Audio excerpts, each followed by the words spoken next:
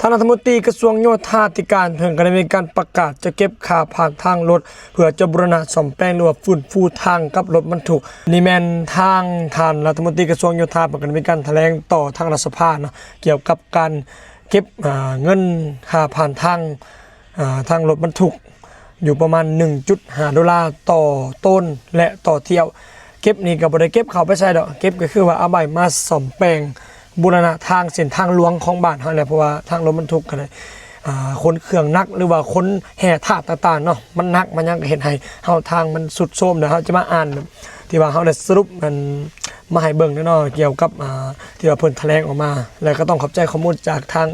เพจหนังสือพิมพ์ราชพัฒนาเฮาก็ได้มาสรุปเติมอีกเอาแบบสั้นๆให้ฟังเลยคือว่าสำหรับมาตรการในการควบคุมน้ำหนักนั้นให้จัดเก็บค่าผ่านทางสำหรับรถบรรทุกสินค้าโดยเฉพาะรถขนแห่เพื่อมาซ่อมแปลงฟื้นฟูและบูรณะซ่อมแปลงทางหลวงโดยจะมอบให้ท้องถิ่นเป็นผู้จัดการปฏิบัติและจะได้ค้นคว้าเก็บระหว่าง 1.5 ดอลลาร์ต่อต้นและต่อเที่ยวระยะทาง 10 กิโลเมตรขึ้นไปกรณีระยะขนส่งผ่านเส้นทางบ่ฮอด 10 กิโลเมตรนี่แม่นงบประมาณที่เก็บจะได้ลดผ่อนลงเนาะจาก 1.5 ดอลลาร์นี่ก็จะลดลงอีกและบัดนี้แม่นงบประมาณนี่แม่นเพิ่นจะได้เก็บเพื่อจะมอบเข้ากองทุนทางเพื่อมาซ่อมแปลงฟื้นฟูทางหลวงนอกจากนั้นจะติดตั้งสิ่งสั่งเพื่อจะให้ฮู้ว่ารถบรรทุกนี่ใกล้ขนาดบ่บางที่นี่ทางรัฐบาลเพิ่นก็ได้กำหนดมาประมาณหนึ่งแต่ว่าบางเทื่อนี่รถนี่ก็จะได้คนกายได้บางเทื่อนี่สาเห็นหลายเติมเลยที่ว่าน้ำหนักกายและวันนี้ทางกระทรวงยทคได้สำเร็จการแจ้งการงบประมาณกองทุนทางประจำปี 2026 นี่แม่นครั้งที่1ให้นครหลวงเวียงจันทน์และบรรดาแขวงในขอบเขตตัวประเทศตามเพดานงบประมาณกองทุนที่ได้รับอนุมัติ 1,000 ตึกกิบตัวนี้ข้าพเจ้าคิดว่าก็ถือว่าเห็นดีนำทางรัฐมนตรีแล้วก็คิดว่า